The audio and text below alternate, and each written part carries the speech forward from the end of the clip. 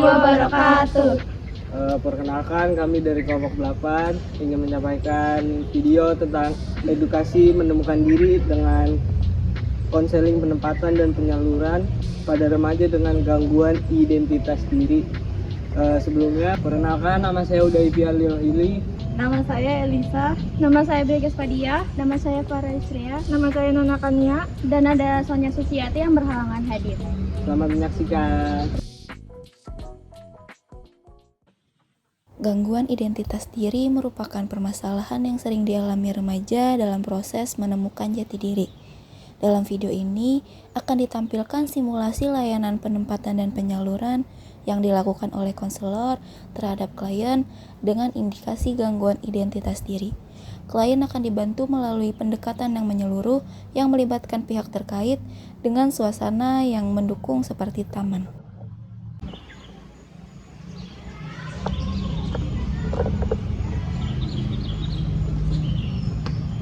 Halo, kamu lagi sendirian? Boleh nggak saya duduk di sini? Iya, boleh, silakan Kak. Kamu udah kan? Saya Bilkis dari tim konseling sekolah. Saya sering melihat kamu akhir-akhir ini sendirian. Apa semuanya baik-baik saja? Iya Kak, saya Uday. Saya juga nggak tahu akhir-akhir ini ngerasa aneh dan bingung harus kayak gimana. Kamu gak sendirian, Day. Kalau kamu mau cerita, saya bisa dengerin cerita kamu. Nggak harus sekarang, tapi kapanpun kamu siap. Saya bingung Kak, saya ngerasa kayak nggak kenal sama diri saya sendiri. Udahin aja, udah, nggak apa-apa. Apa sih yang kamu rasain akhir-akhir ini? Saya ngerasa kosong aja sih Kak. Aku ngerasa kayak apa ya aku salah masuk jurusan, dan saya ngerasa bingung mau jadi apa, ditambah lagi orang rumah juga nggak ngerti. Kamu ngerasa kayak kehilangan arah ya? Apa kamu punya hobi lain yang kamu suka? Dulu sih saya suka menggambar, tetapi saya ragu, saya merasa gambar saya kurang bagus. Udah, kamu sadar nggak kamu itu lagi menghadapi konflik identitas diri? Tapi itu bukan akhir, justru itu adalah suatu proses yang penting. Saya mau coba bantu kamu. Kita coba pakai asesmen minat dan kemampuan kamu. Tapi sebelum itu, saya perlu ngobrol sama orang-orang terdekat kamu, boleh? Boleh Kak, saya juga ingin berubah sih. Bagus, minggu ini kita mulai dari tes minat bakat dulu ya. Lalu dari sana kita arahkan kamu ke bidang yang sesuai. Elisa, kamu sahabat Uday. Kamu lihat perubahan dari Uday hingga belakangan akhir ini. Iya Kak, dulu tuh Uday orangnya ceria banget. Bahkan dia juga sering cerita tentang desain, dan juga dia orangnya bisa bikin logo gitu. Tapi akhir-akhir ini saya melihat dia kayak pendiam banget, kayak kurang fokus gitu. Kalau dari sisi akademik, bagaimana Ibu melihat Uday di kelas? Nilainya menurun drastis, terus juga dia jarang buat ngumpulin tugas. Kadang absen tanpa keterangan. Saya curiga dia ada masalah psikologis, tetapi dia belum terbuka dengan saya.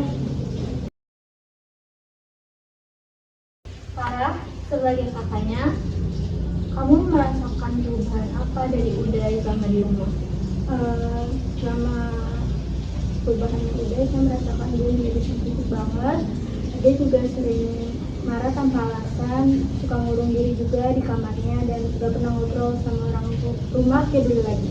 Baik, terima kasih atas informasi dari kalian yang sangat berguna untuk saya menyusun rencana penanganan yang sesuai. Baik, dari informasi yang saya kumpulkan, kamu memang sedang berada di fase krisis identitas.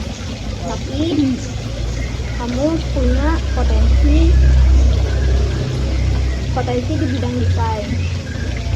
Itu bisa kita manfaatkan sebagai titik tolak. Apakah menurut Kak Beauty saya masih punya harapan? Tentu, minggu depan kamu ikut bimbingan tes desain grafis besar sebagai bagian dari program penempatan. Dari sana, kita evaluasi apakah bidang ini cocok untuk kamu.